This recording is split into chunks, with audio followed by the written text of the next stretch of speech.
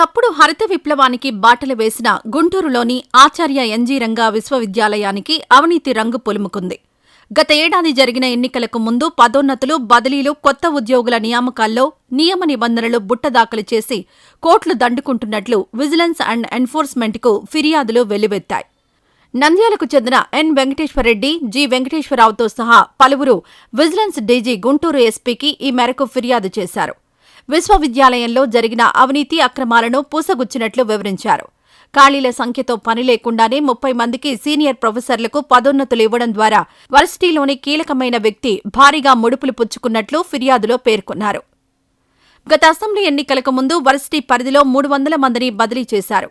వారిలో కొందరు బదిలీలు రద్దు చేసేందుకు, వేరే చోట పోస్టింగ్ ఇచ్చేందుకు కోటి వరకు నగదు చేతులు మారింది.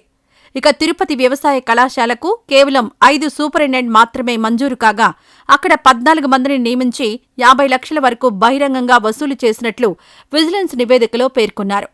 వర్సిటీ ప్రాంగణంలో కొత్తగా నిర్మితమైన ఐఏబీ భవన ప్రారంభోత్సవం తర్వాత విశ్వవిద్యాలయం నిధుల నుంచి 15,000 కోట్ల వరకు డ్రా చేసి దానిలో నుంచి 15% నిధులను ముడుపులుగా తీసుకున్నారు. దీనికి గాను వర్సిటీకి చెందిన కీలకమైన వ్యక్తి తన చెప్పు చేతల్లో ఉండే మరో వ్యక్తిని తగిన అర్హత లేనప్పటికీ ఎస్టేట్ అధికారిగా నియమించారు. వర్సిటీకి చెందిన 9.50 కోట్ల నిధులు లామ్ ఫామ్లోని కెనరా బ్యాంక్ నుంచి యూనియన్ బ్యాంకుకు మార్చారు. విశ్వవిద్యాలయ ఆర్థిక కమిటీ అనుమతి లేకుండానే ఇది జరిగిపోయినట్టు గుర్తించారు. ఈ వీడియో నచ్చితే లైక్ చేయండి. అలాగే మా ఛానల్ ని ఫస్ట్ టైం కనుక చూస్తున్నట్టయితే ఇప్పుడే సబ్స్క్రైబ్ చేసుకుని పక్కనే ఉన్న గంట సింబల్ ని యాక్టివేట్ చేసుకోండి. అప్పుడే మేము పెట్టే ప్రతి వీడియో మీకు నోటిఫికేషన్ గా వస్తుంది. అలాగే ఈ వీడియో పూర్తిగా చూసినందుకు ధన్యవాదాలు.